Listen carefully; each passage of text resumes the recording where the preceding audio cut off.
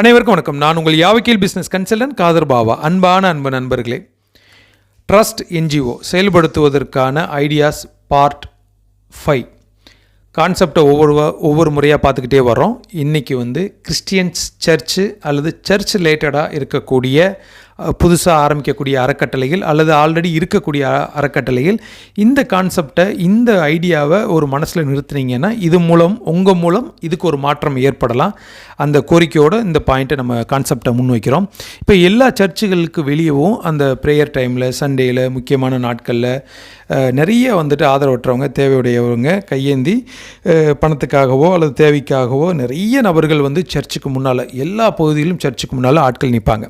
So ஒரு வழிபாட்டு தலங்களில் இறைவனிடம் கையை ஏந்தனமே தவிர்த்து வரக்கூடிய நபர்கள்ட்ட கையேந்தக்கூடாதுன்ற அடிப்படையில் அவங்களுக்கு ஒரு மன ரீதியான ஒரு விழிப்புணர்வை ஏற்படுத்தி அவங்களுடைய தேவைகளை கேட்டறிஞ்சு அவங்களுக்கு என்னென்ன பிரச்சனைகள் இருக்குது, என்னென்ன பிரச்சனைகள் சால்வ் செய்யணும், இந்த மாதிரி சூழலிலிருந்து முழுமையாக மன ரீதியான பாதிப்பு இருக்கிறவங்களுக்கு மன ரீதியான ஆலோசனை கொடுத்து, உறவுகள் ரீதியான பாதிப்பில் இருக்கக்கூடியவங்களுக்கு அவங்களுக்கு என்ன தேவையோ அவங்களுக்கான ஆலோசனை கொடுத்து, பண ரீதியாகவோ மருத்துவ ரீதியாகவோ அல்லது படிப்பு ரீதியாகவோ வேறு இன்னும் உடல் ரீதியான பாதிப்பு ரீதியாகவோ எந்த விஷயமாக இருந்தாலும் அவங்கள கேட்டறிஞ்சு அவங்களுக்கு என்னென்ன செய்யணுன்றதை ஒரு ஆலோசனை முடிவு பண்ணி உங்களால் அந்த சர்ச் மூலம் என்னென்ன விஷயங்கள் பண்ண முடியுமோ நீங்கள் தாராளமாக பண்ணலாம். ஒன்று, நீங்கள் சர்ச்சில் இருந்து இந்த நிர்வாகத்தை இதுக்காக செயல்படுத்துவதற்கு ஒரு முயற்சி செய்யலாம்.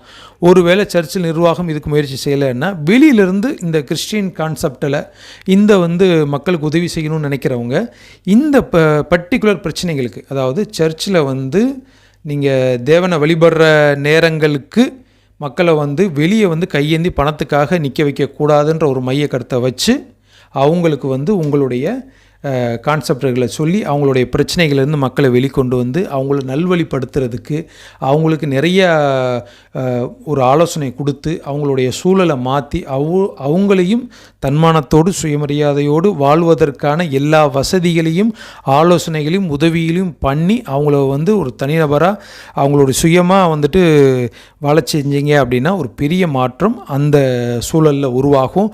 தொடர்ந்து எல்லா பக்கமும் இருக்கக்கூடிய சர்ச்சுகளில் நிறைய ஆதரவற்றவங்க, தேவையுடையவங்க கையேந்தி நிற்கிறாங்க. இந்த சூழலும் மாறுபடும். இந்த சூழலை மாறுபடுத்துறதுக்கு, மாற்றத்தை ஏற்படுத்துறதுக்கு எல்லாருனாலையும் முடியும். இதில் வேறு முரண்பாடான கருத்துக்கள் நிறைய பேர் சொல்லலாம். அதெல்லாம் நம்ம திருத்த முடியாது, அதெல்லாம் மாற்ற முடியாது, நம்ம எத்தனை தடவை உதவி செஞ்சாலும் அவங்க திரும்பி நிற்பாங்க, அது செய்வாங்க, இது செய்வாங்க, இது மாதிரி சொல்லிக்கிட்டே இருப்பாங்க. ஆனால் உபதேசம் என்பது எல்லாருக்கும் பலன் அளிக்கும். எல்லாருமே ரோட்டில் நின்று மற்றவங்கள்ட்ட கையேந்தணுன்ற எண்ணம் யாருக்கும் மனதளவில் இருக்காது. அது அந்த பழக்கத்துக்கு வர்றதுக்கான காரணம் என்ன, அந்த சூழல் அவங்களுக்கு உருவாவதற்கான காரணம் என்னன்றது அவங்களுக்கு நம்ம ஒரு விழிப்புணர்வை ஏற்படுத்தணும். அவங்களுடைய சூழல்களை மன ரீதியாக மாற்றணும். அவங்களுடைய சூழலை மன ரீதியாக மாற்றி அவங்களுடைய இப்போ நம்ம அதே இடத்துல நின்று நம்மளால் கையேந்தி மற்றவங்கள்ட்ட காசு கேட்க முடியுமா? அப்போ நமக்கு முடியாதுன்னா அவங்களுக்கு ஏன் முடியுதுன்னா அவங்க ஏதோ ஒரு இதில் பாதிக்கப்பட்டிருப்பாங்க. அந்த பாதிப்புகளை நம்ம என்னன்னு தெரிஞ்சுக்கிட்டு அந்த பாதிப்புலேருந்து அவங்கள வெளிக்கொண்டு வரணும், அல்லது அதுக்கான சூழல்களை உருவாக்கணும்.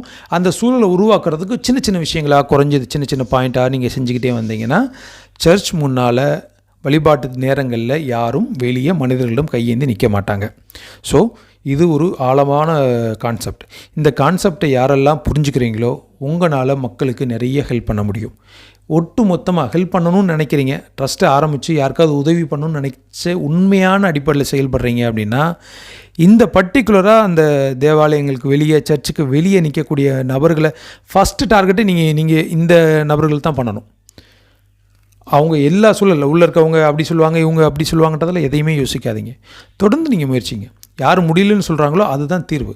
அதைத்தான் நம்ம மாற்றி காட்டணும். ஒரு பகுதியில், ஒரு சின்ன பகுதியில் இருக்கக்கூடிய ஒரு 5 நபர்களை 10 நபர்களை அவங்க சூழலை மாற்றுங்க. ஒரு ரெக்கார்டுகளை க்ரியேட் பண்ணுங்கள். அதை பேஸ் பண்ணி இன்னொரு பகுதியில் மாற்றுங்க. அப்படியே ஒரு பெரிய மாற்றம் உங்களால் அந்த கான்செப்டை வச்சு செயல்படுத்துகிறப்போ தமிழகம் முழுக்க எல்லா பகுதிகள்லையும் இது ஒரு பெரிய மாற்றத்தை கொண்டு வரும். யார் உண்மையிலேயே முயற்சிக்கிறாரோ, உண்மையான கான்செப்டை வச்சு, உண்மையான எண்ணங்களை வச்சு செயல்படுத்துவதற்கான முயற்சி செய்கிறாரோ அவங்களுக்கு எல்லாமே தானாக தேடி வரும். எப்பொழுதுமே எல்லா இடங்களையும் நான் சொல்கிறது தான், பணத்தை பேஸ் பண்ணி ட்ரஸ்ட்டை இயக்கவே முடியாது.